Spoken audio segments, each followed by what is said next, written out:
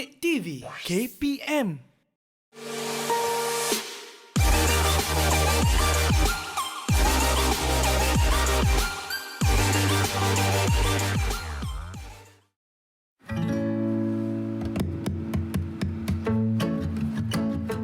Assalamualaikum dan salam sejahtera cikgu ucapkan. Apa khabar murid-murid sekalian? Cikgu harap murid-murid sihat dan bersemangat walau di mana sahaja murid-murid berada. Nama cikgu, Cikgu Sariful Ashraf binti Rozali. Cikgu akan menjadi guru sains kamu pada hari ini. Dah bersedia untuk belajar bersama-sama dengan cikgu? Buku nota dah ada? Alatan menulis dah sedia? Bagus. Inilah sikap murid yang cemerlang, sentiasa bersedia dan menanti-nanti untuk mempelajari perkara baharu setiap hari. Pada hari ini, cikgu akan mengajar tajuk yang sangat menarik, penghantaran dan pengagihan tenaga elektrik.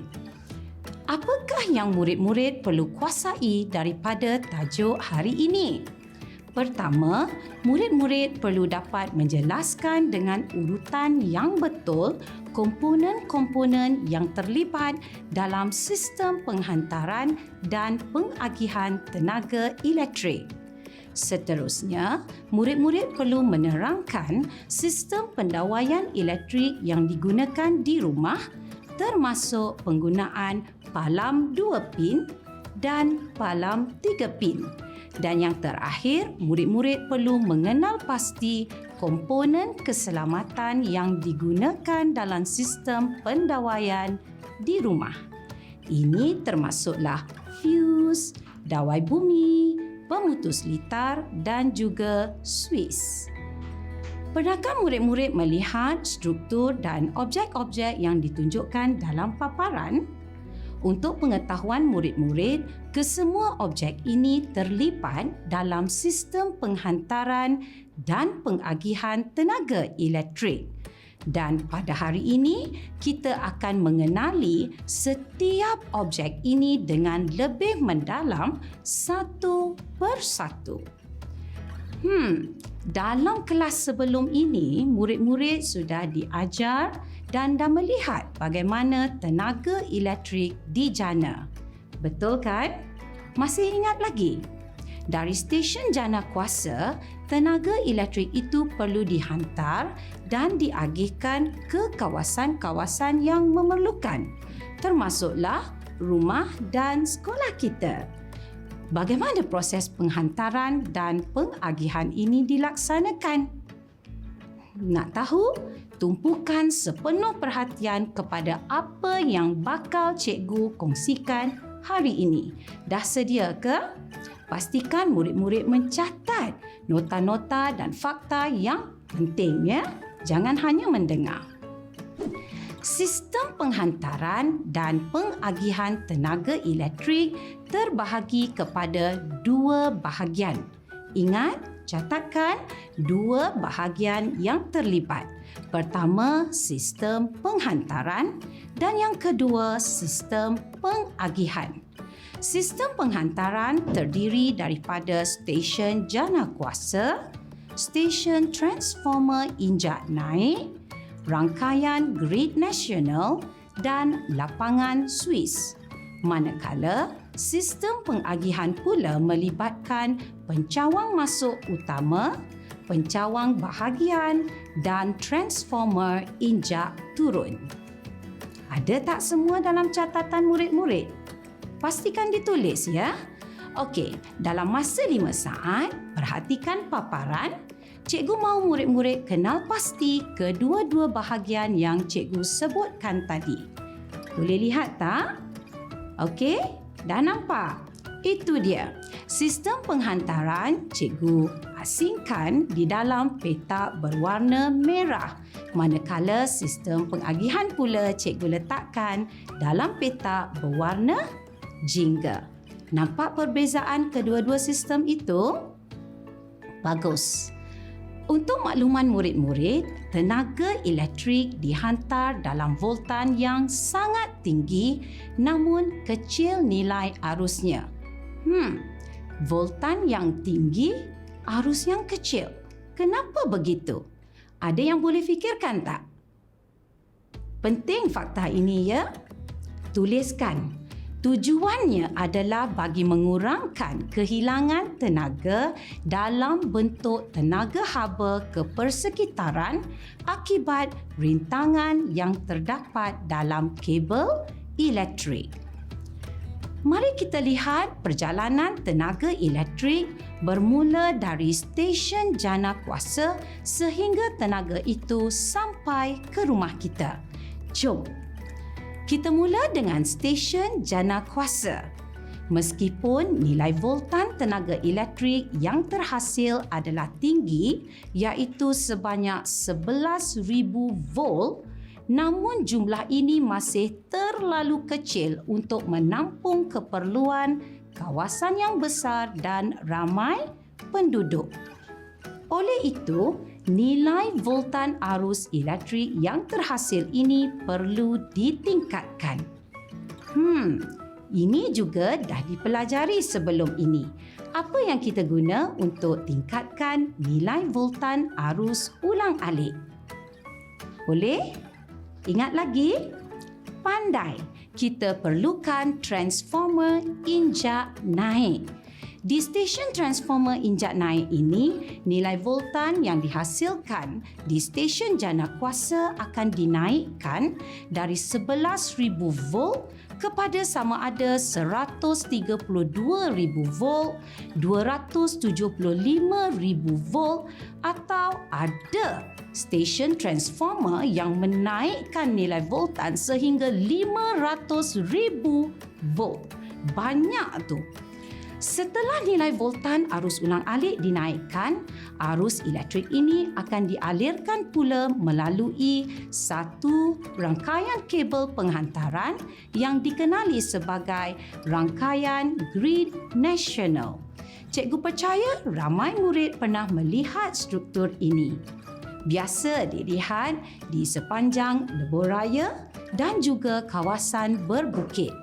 Kabel yang panjang ini bersambung dari satu pailen ke pailen yang lain membawa arus elektrik pada voltan yang sangat tinggi. Kesemua stesen jana kuasa utama di negara kita dihubungkan oleh rangkaian grid nasional ini. Ingat, stesen jana kuasa utama di negara kita dihubungkan oleh rangkaian grid nasional.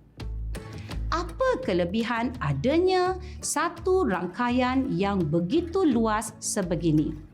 Catat ya murid-murid. Pertama, rangkaian grid nasional dapat menjamin bekalan elektrik yang berterusan ke kawasan-kawasan. Dan yang kedua, rangkaian grid nasional dapat membantu menjimatkan kos bahan api. Ada dua tadi. Dapat kedua-duanya? Sekarang cikgu terangkan bagaimana ini boleh berlaku. Rangkaian grid nasional seperti yang murid-murid dah dimaklumkan sebentar tadi menghubungkan stesen jana kuasa utama di negara kita. Bermakna rangkaian grid nasional membolehkan arus elektrik diambil dari mana-mana stesen jana kuasa lain sekiranya terdapat kerosakan atau masalah pada stesen jana kuasa yang sepatutnya. Dan operasi stesen jana kuasa tertentu dapat dihentikan buat sementara sekiranya permintaan bagi penggunaan elektrik berkurang. Di hujung rangkaian grid nasional, arus ulang-alik akan mengalir ke lapangan Swiss yang terdapat di pencawang masuk utama. Lapangan Swiss berfungsi mengawal bekalan tenaga elektrik ke pencawang bahagian. Di pencawang masuk utama dan di pencawang bahagian, nilai voltan arus ulang-alik perlu diturunkan semula bagi memenuhi keperluan pengguna. Kali ini, apa yang digunakan untuk menurunkan nilai voltan arus ulang-alik tersebut? 5 saat untuk menjawab. Sedia?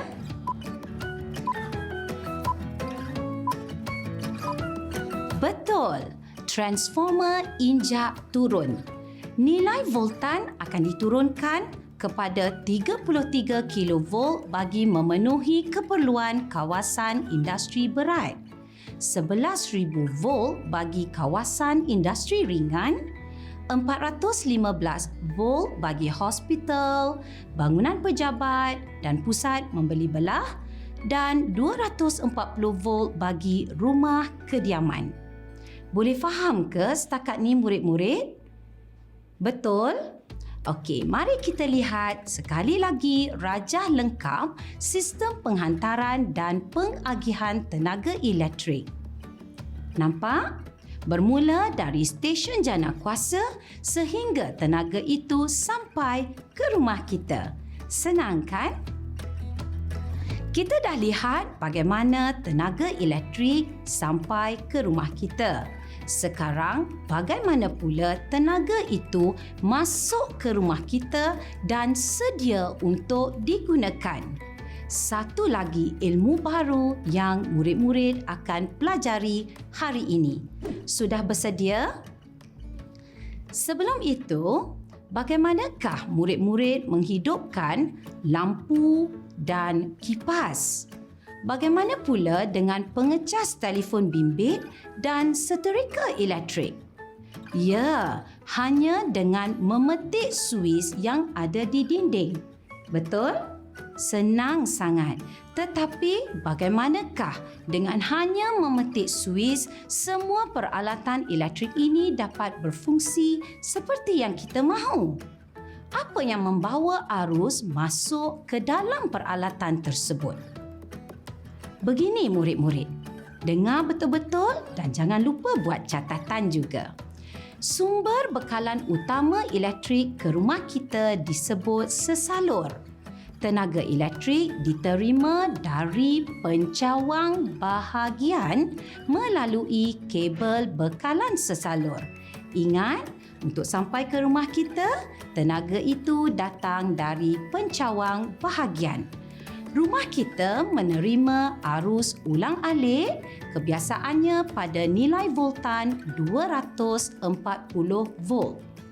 Sistem pemasangan litar elektrik yang berfungsi dari sesalur ke peralatan elektrik dipanggil sistem pendawaian. Ingat ya, terdapat dua jenis sistem pendawaian. Tuliskan. Dua jenis sistem pendawaian. Satu, pendawaian satu fasa atau juga dipanggil fasa tunggal dan yang kedua, pendawaian tiga fasa. Mari kita tengok sistem pendawaian yang digunakan di kebanyakan kediaman. Sistem pendawaian elektrik bagi kebanyakan rumah di Malaysia menggunakan pendawaian satu fasa. Ini kerana penggunaan tenaga elektrik bagi setiap unit rumah biasanya tidak melebihi 10,000 watt atau 50 ampere.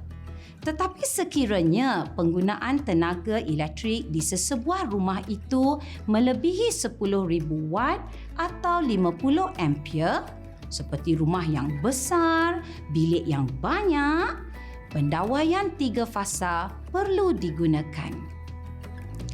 Dari pencawang bahagian, arus elektrik dibawa ke rumah kita oleh dawai hidup. Ingat, buat catatan juga, arus dibawa masuk dari pencawang bahagian oleh dawai hidup. Arus ini akan melepasi fuse utama yang berfungsi mengawal jumlah tenaga elektrik yang dibekalkan di rumah.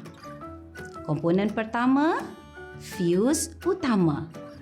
Jika nilai arus yang masuk itu melebihi kadar yang ditetapkan, fuse utama ini akan memutuskan litar secara automatik.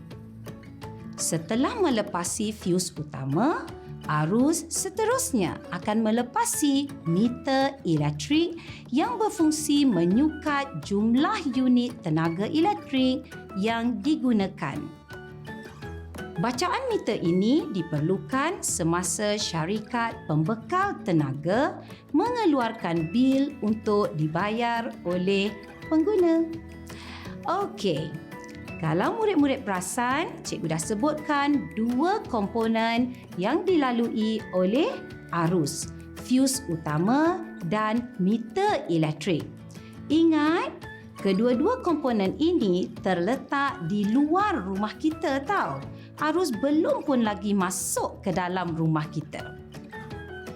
Selepas melepasi fuse utama dan meter elektrik, barulah arus elektrik memasuki sistem pendawaian dalam rumah.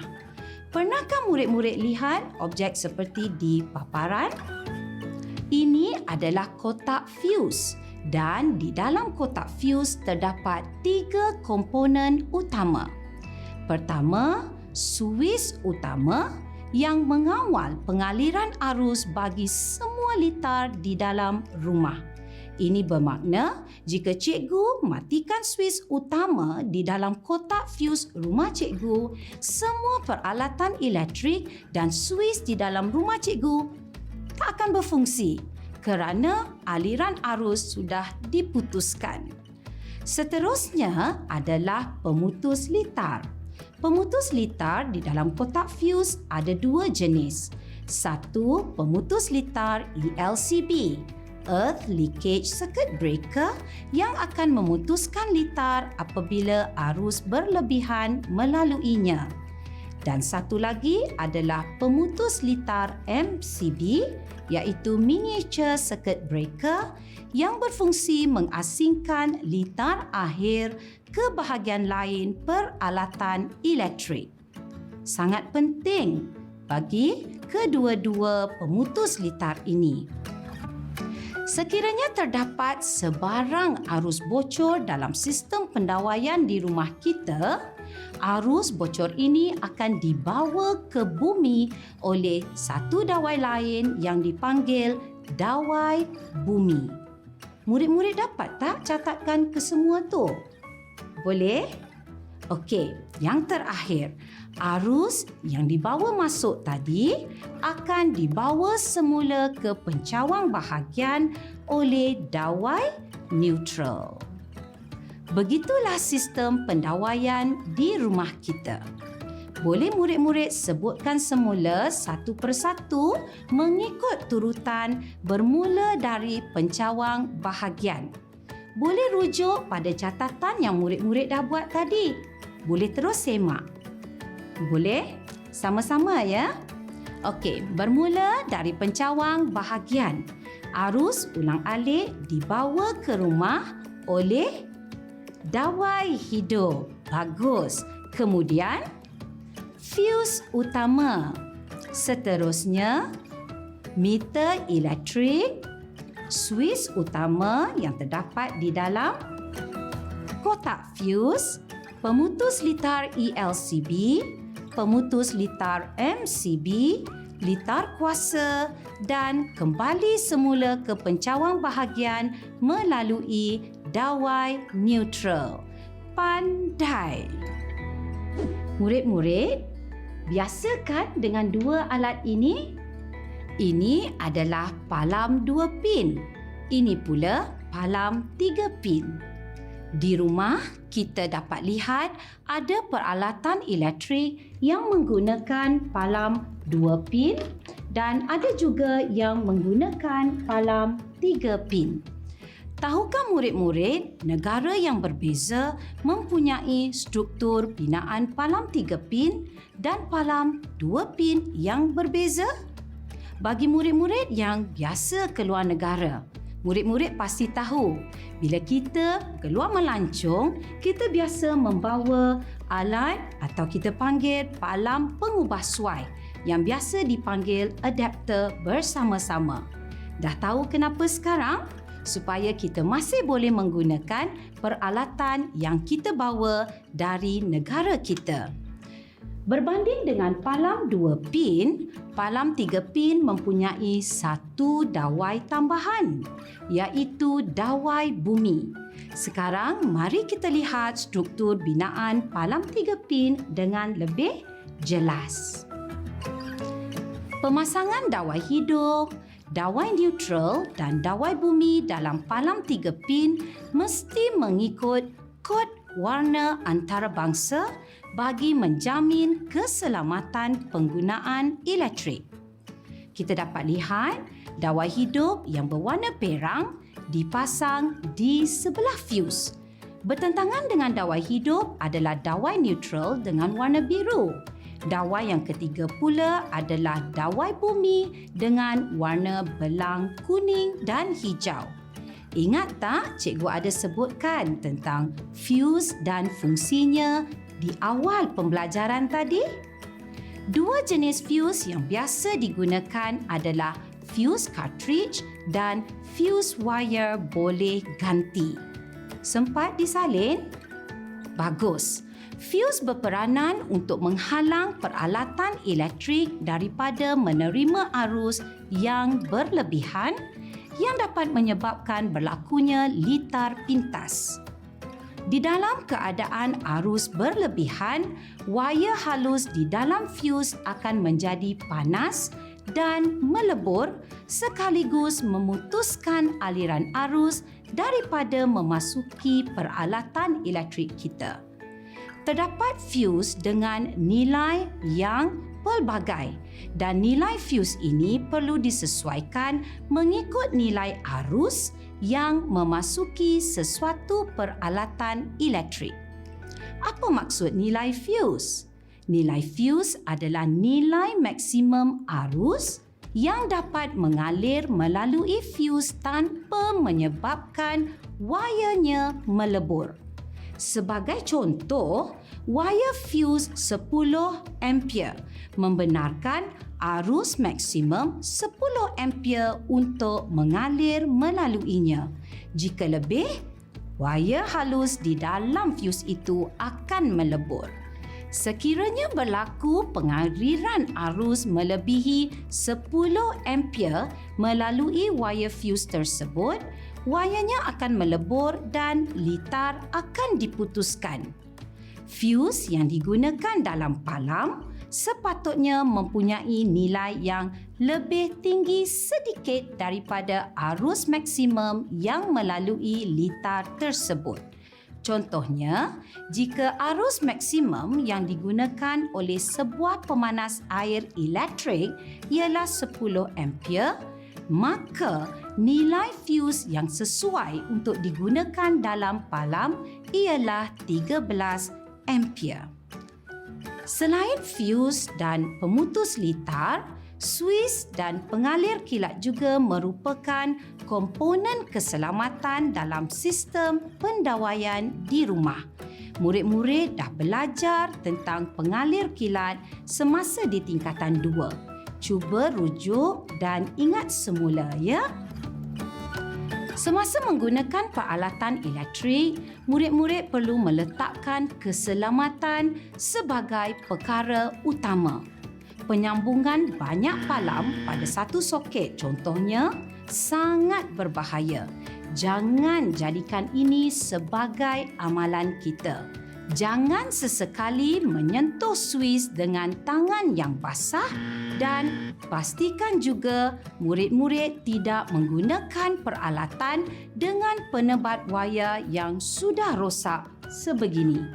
Utamakan keselamatan diri dan keluarga pada setiap masa. Pastikan juga setiap peralatan elektrik dan penyambungan elektrik diselenggara dengan betul.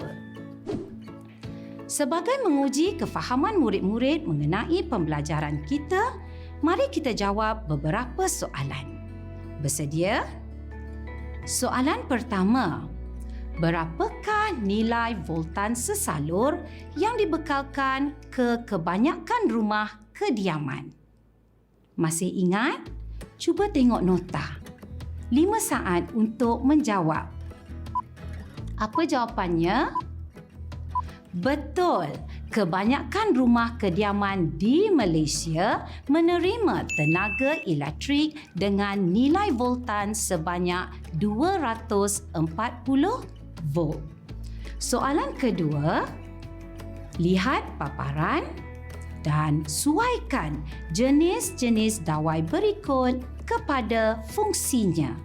Cikgu beri 5 saat lagi. Siap? Jom kita semak. Dawai neutral berfungsi membawa arus elektrik dari peralatan elektrik ke pencawang bahagian. Dawai hidup membawa arus elektrik dari pencawang bahagian ke peralatan elektrik. Dan yang terakhir, dawai bumi berfungsi membumikan arus bocor. Soalan terakhir kita. Namakan 3 komponen keselamatan yang terlibat dalam sistem pendawaian elektrik di rumah. Ingat lagi? Sedia? Mulakan ya. Komponen keselamatan yang murid-murid boleh berikan termasuklah dawai bumi, pemutus litar ELCB, pemutus litar MCB, pengalir kilat dan suis. Syabas cikgu ucapkan jika murid dapat menjawab kesemua soalan tadi dengan betul. Murid-murid boleh mencuba pelbagai soalan lain dari buku teks dan juga buku-buku aktiviti yang murid-murid boleh dapatkan di pasaran. Sekiranya murid-murid memerlukan bantuan, carilah guru di sekolah untuk membantu. Ingat, dalam mencari ilmu, kita tak boleh malu. Sampai di sini sahaja pembelajaran kita pada hari ini. Cikgu harap murid-murid memahami dengan jelas tentang sistem penghantaran dan pengagihan tenaga elektrik, sistem pendawaian di rumah dan juga komponen keselamatan yang digunakan dalam sistem pendawaian elektrik di rumah. Selamat maju jaya, cikgu ucapkan. Belajar rajin-rajin, semoga kita berjumpa lagi.